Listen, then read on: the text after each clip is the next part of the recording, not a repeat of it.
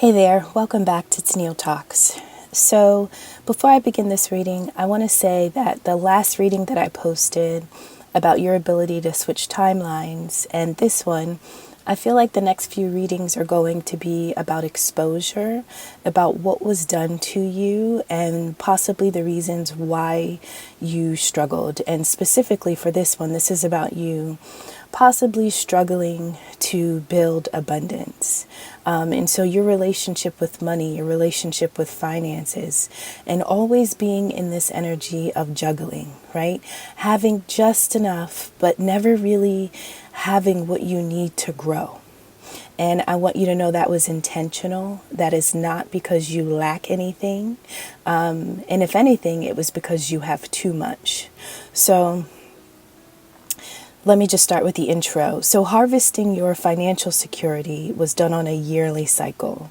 And so I want you to imagine that you are a bank, a source of energy, a source of divine energy.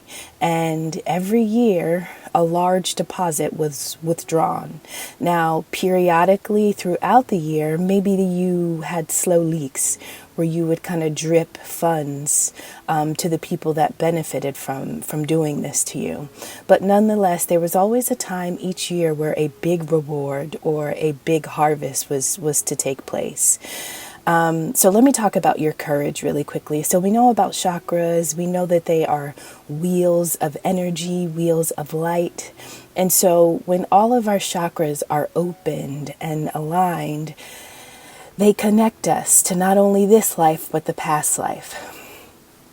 Right? And so the energy that's stored in our chakras, it has value, it has use, and it can translate itself into physical, tangible things into our current reality. So imagine who you were in your past life and think about rollover minutes, right? And so all things that you acquired, your persona from your past life, whoever you were, when that life ends, everything that you built up into that point, we're speaking of energy, it can be rolled over into the next life, which is why we talk about soulmates and the karmic path, right? Because energy doesn't die. It just kind of rolls over and it continues in a different existence. And so the same thing happens for your divine energy.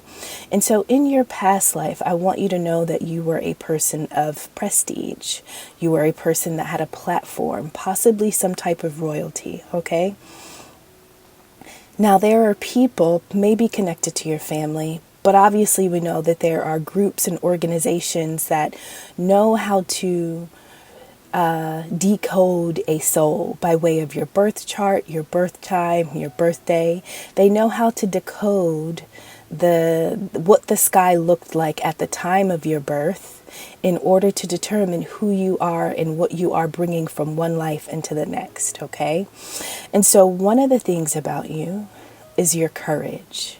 Okay, now let's go back to chakras. So we have tons of chakras, but the main chakras that we are aware of on this physical plane are the 7. And so the chakra that I'm speaking of in this moment is going to be your solar plexus. And that is above your navel, but beneath your breastbone. Okay, now your solar plexus is what gives you willpower, courage, belief in yourself. It drives you to pursue your goals. It drives you to go after the things that you can't see, but you can sense, right? And if you go after those things before you know it, you have manifested them tangibly into this world. And so causing you difficulty to that courage, well, what happens to that energy if you are not using it or if you are misusing it? Energy doesn't die, so where is it going? Right? And so the idea is to hijack your sources of energy in order to direct or to funnel that source to someone else. And in this situation, we'll talk about it more, but this happened to you in childhood. So think about the kind of child you were. Think about the stories that surrounded your existence. Were you different? Did you know things? Could you sense things? Could you read people? Could you pick up on false situations and experiences? Were people drawn to you? And a lot of times, the light that you carry as a child, it will attract predators. It will attract molesters and rapists. And so now we get into the childhood trauma. And many of our parents, may have been abusers themselves, or they carried a substantial amount of darkness. But then when you think like attracts like, the partners and the people that they associated themselves with were just as dark, if not darker than they were. So here you are, this child of light, and you're carrying wealth in the form of light, which is like your rollover energy from your past life. And someone has picked up on this.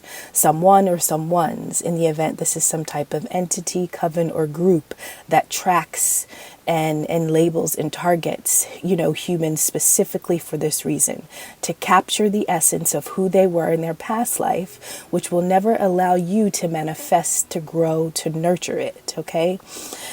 And so your courage is equivalent to unexpected income.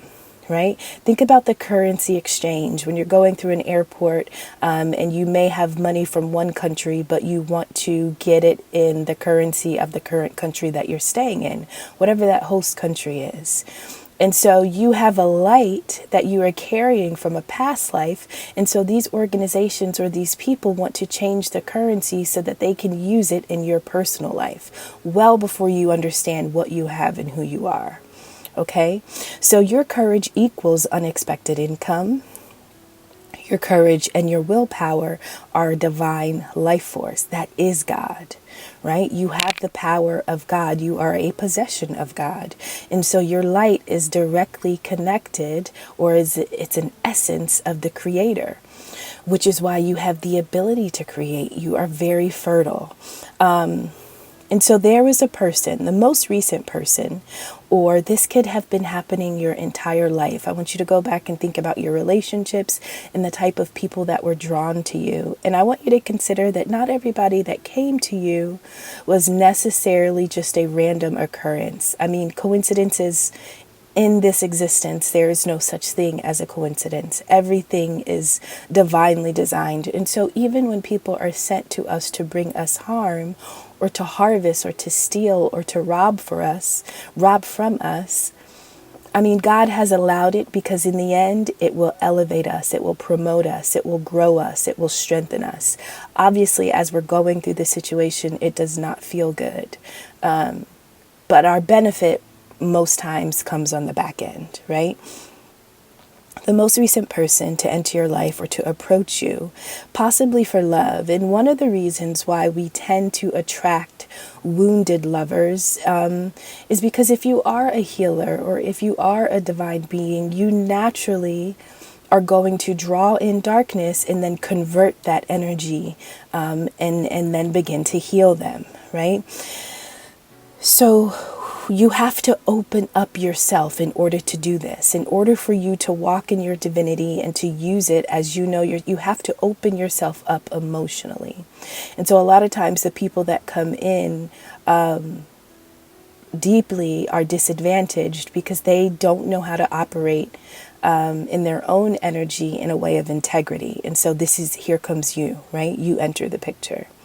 But nonetheless, somebody that was sent to you or approached you for love, they were bribed. They were bribed with unexpected income in the event that they could reap your harvest. And so it's reaping season. It's time to capture something from you. And here comes the person that has been sanctioned to do it.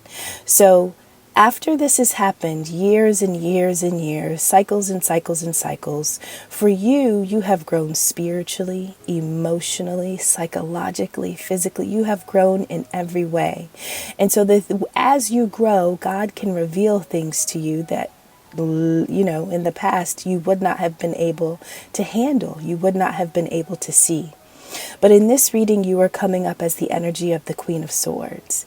And this is a woman specifically, and you don't have to be a woman, but the energy of a woman. I want you to think a woman who has a sound mind, but then who has the ability to perceive, who can see through the bullshit, who can cut through the lies, who can smell deceit, who senses deception, right?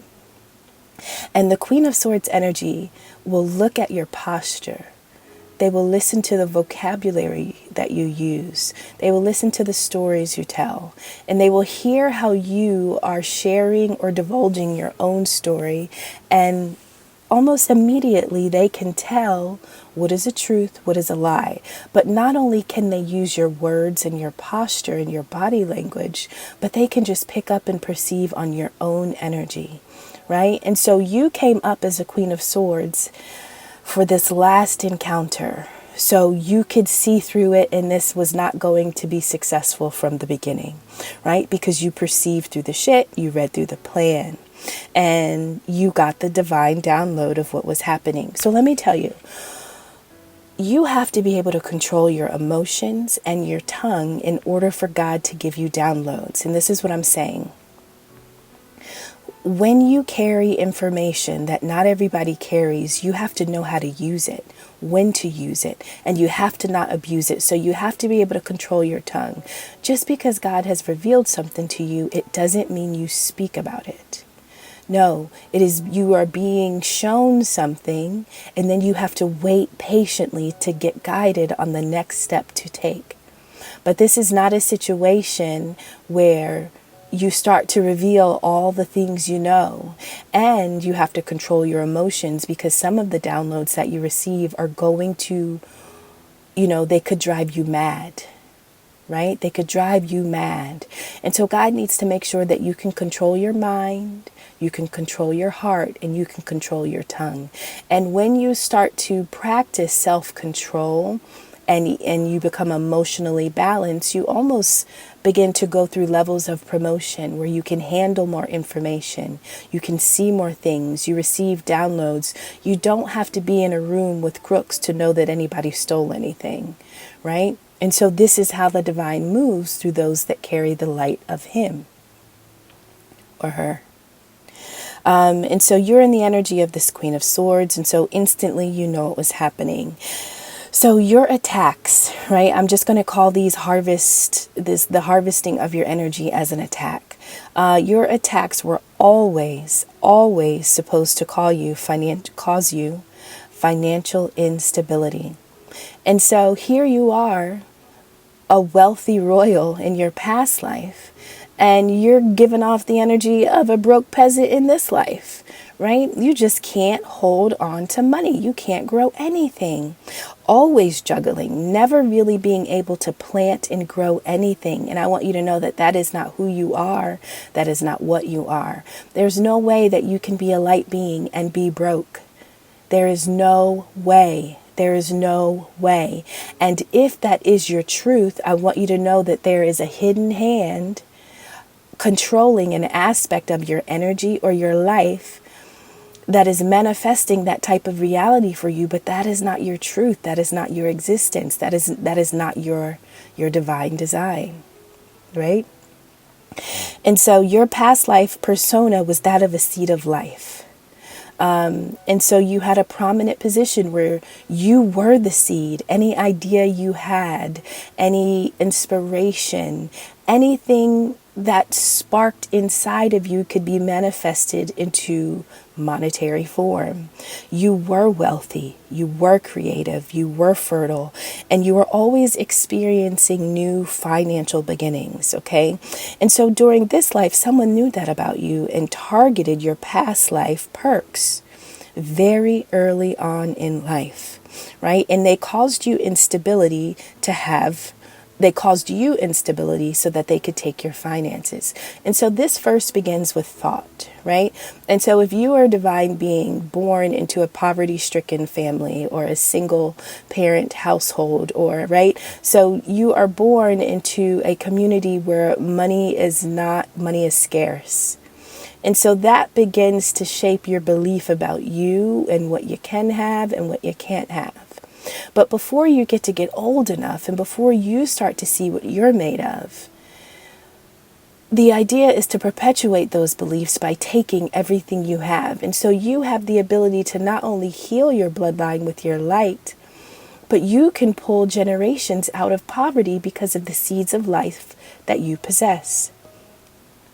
And so you come up in this reading as this privileged lady. And so although in this life you may not have looked like a person of privilege, in your past life you definitely were, a person that experienced the finer things in life. And that had nothing to do with robbing, killing, stealing, or destroying. This was just your natural energy. And I imagine that your life was cut short by the same souls, entities, and spirits that have harvested you this life. You all kind of just reincarnate together and finish out these stories.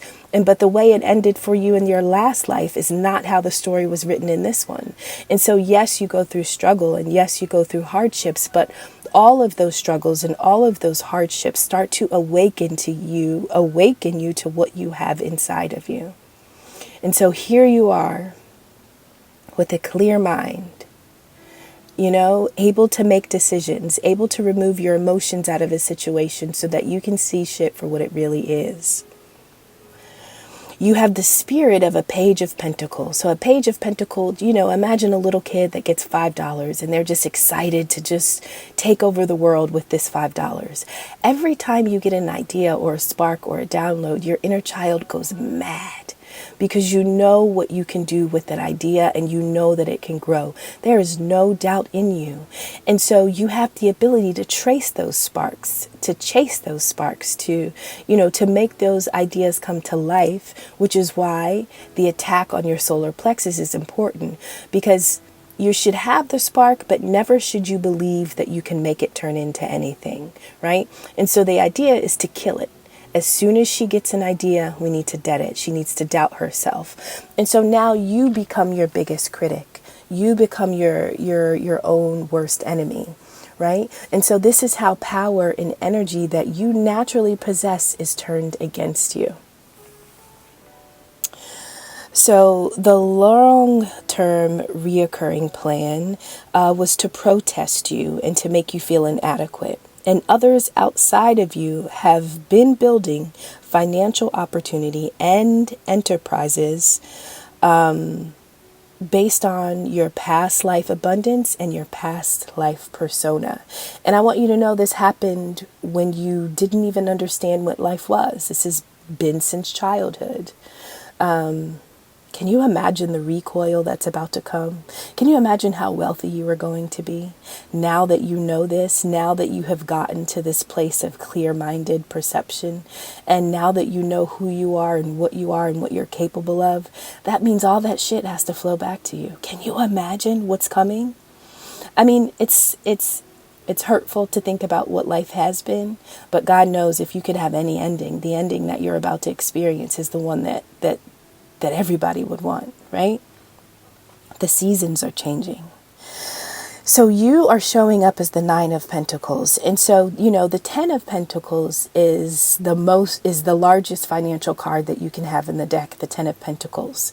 And so what is significant about the 9 of Pentacles is they're just one pentacle away from each other, but the 9 of Pentacles is a single person, whereas the 10 of Pentacles is a group.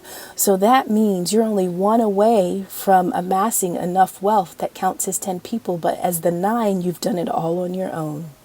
You are your own security. You are your own stability. You are your own prosperity, right? And this is you being able to generate wealth. All you got to do is go get married, have some kids, and boom, now it's the 10. But you've gotten this far on your own. And that is the spirit, that is the energy, the essence that you carry with you that was pegged in your youth. So the idea is that whenever you begin to start growing, nature spirits are sent to you, and spirits aren't really black, they're not really white, they just are. And so spirits are kind of just energy that's being sent, energy that is being sent to evoke a reality out of you. All spirits are just aspects of who we are. And so when somebody sends you a spirit or an attack, they are trying to trigger a wound that is already inside of you. Right? They are trying to bring it to the forefront. And so nature spirits are sent in to bring you chaos, to bring you destruction, right? And to bring you renewal. And so the thing about it is, every time you plant a seed, as soon as it starts to grow roots and sprouts, it's ripped up. And so you're always renewing, you're always rebuilding. Have you had to move to a lot of places? Have you had a lot of jobs? Have you had a lot of relationships? The idea is for you to never get grounded, for you to never really grow roots, because when you grow roots, you are stable, you are secure, you are firm, and you can't be fucked with because it's hard to push you over. It's hard to dig up whatever it is that you have grown. And so the idea is to keep you in this cycle of renewal, always having to start over. And as soon as you build something, they come in and they knock it down. And you're forever stuck in this cycle of renewing, but never rewarding, never seeing the rewards of your efforts, because guess what? They've been diverted elsewhere. And so the plan was to put you in the energy of the Four of Swords. So the Four of Swords is having you pretty much in a period of rest and isolation and meditation and feeling like, I need to recover, right? And so you get into this phase where you're juggling, you plant a seed, it's snatched away, and now you got to recover.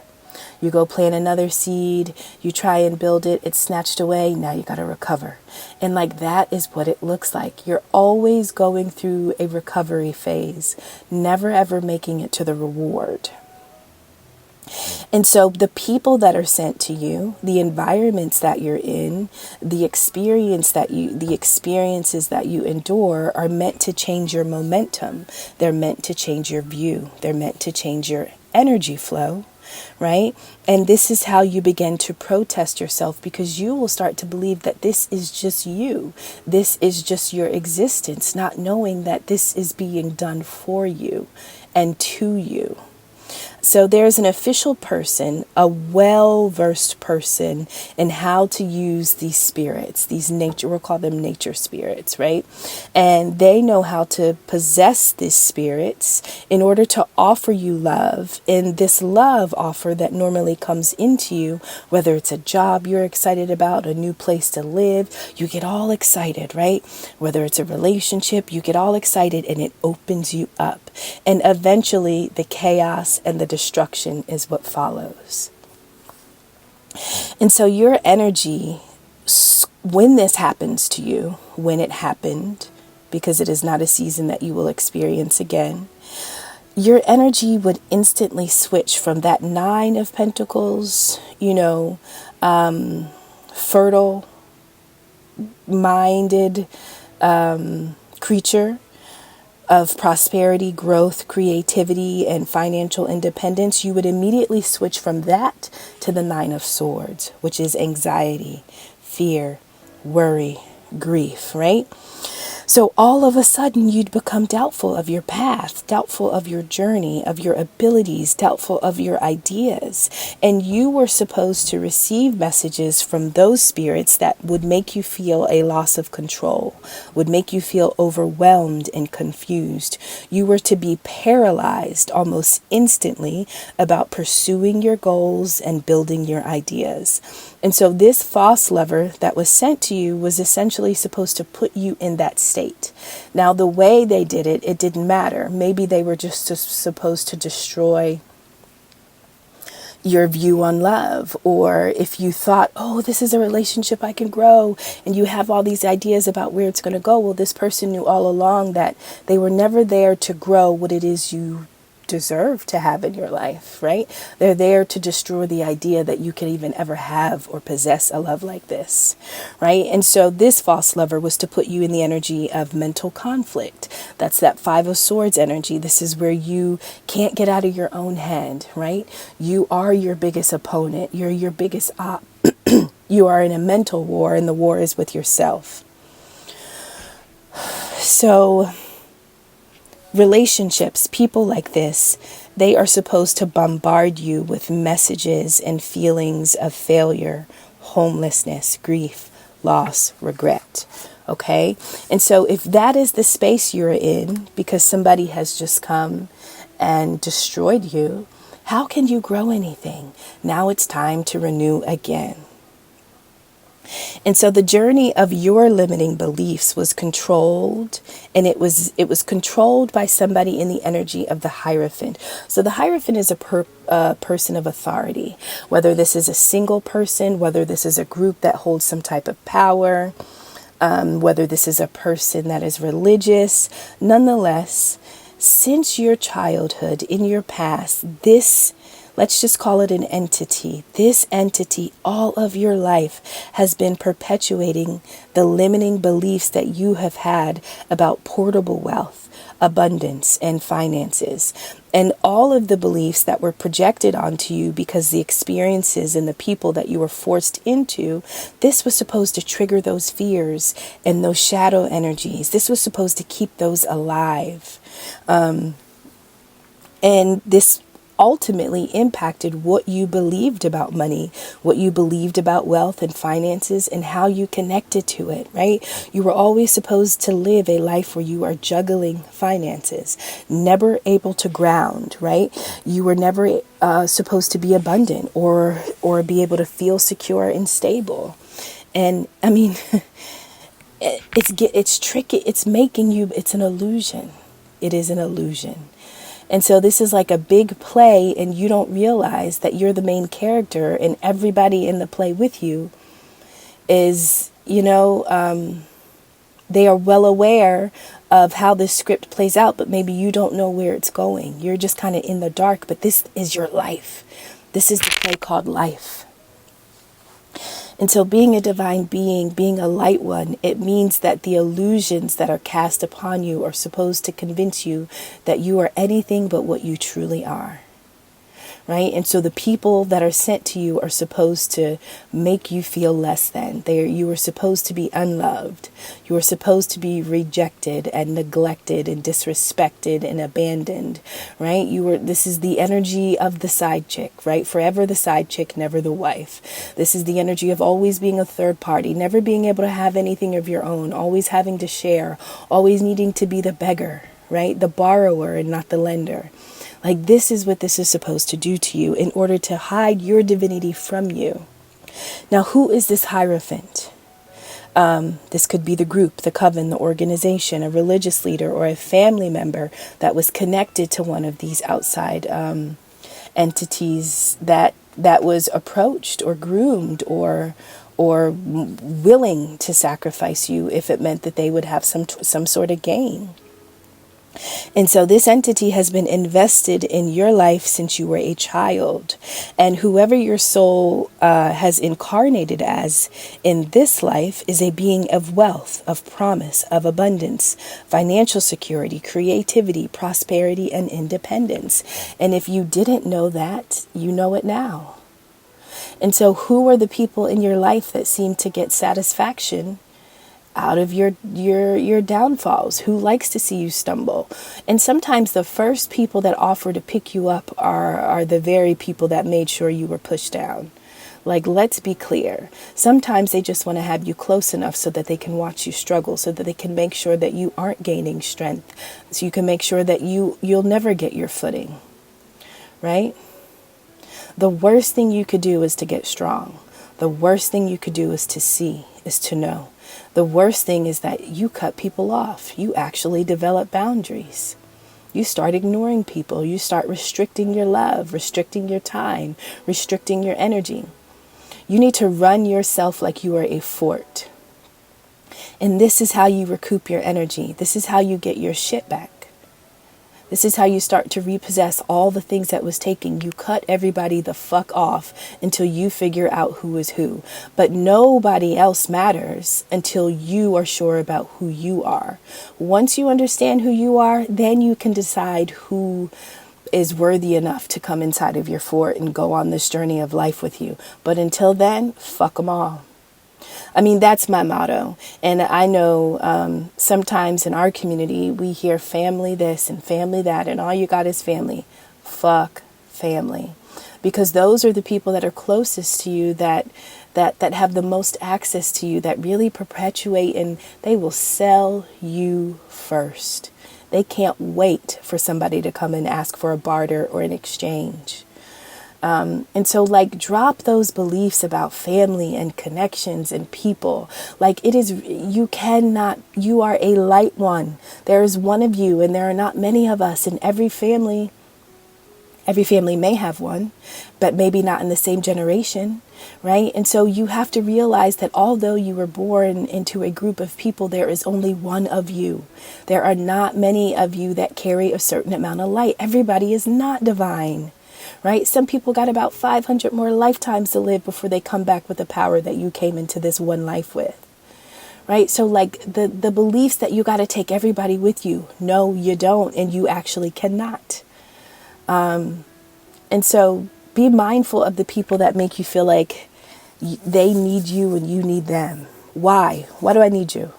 Why? Why do you need me? Like, right? Like, come on. Yeah, I just think about all the different ways that people try to trap you into being connected to them, and they are nowhere a part of your divine mission. And as long as you believe that everybody you're attached to is supposed to come with you every step of the way, then you will not be able to receive the insight, the knowledge, the awareness, the enlightenment, and the downloads that God needs to give you, because you are surrounded by thieves. Surrounded by them, by bottom feeders, by crabs in the barrel. You're surrounded by the peasants, and you are royalty. And you want to take them all with you every day, everywhere, telling them your business. No. Right? And so you essentially are on divine restriction until you start to wake up and recognize who you are.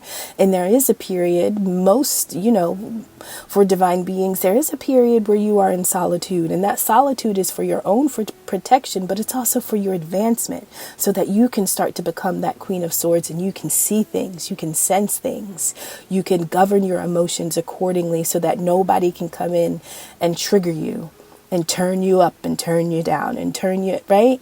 Like, you are your controller, and there's nothing outside of you that is as strong as you are. Nothing.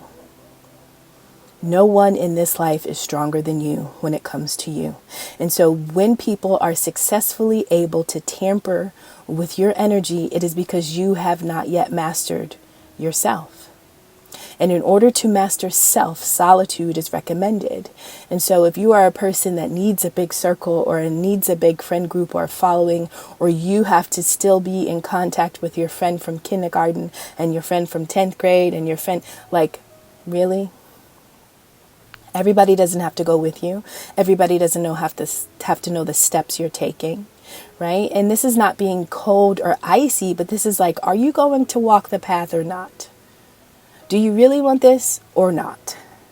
Right? And a lot of the people around you prefer you when you have not yet started to walk the path. Truthfully, once you start walking the path, people aren't going to want to fuck with you either, because you are going to change, and you are going to demand relationships that operate with integrity. And many of the people will not be able to do that. Hence, everybody is not a light one. Everybody is not a divine one, right? It will turn them off. They will be repelled by you. So, thank you for coming to Teal Talks. And cheers to you. And get ready for your money to come in. Thank you.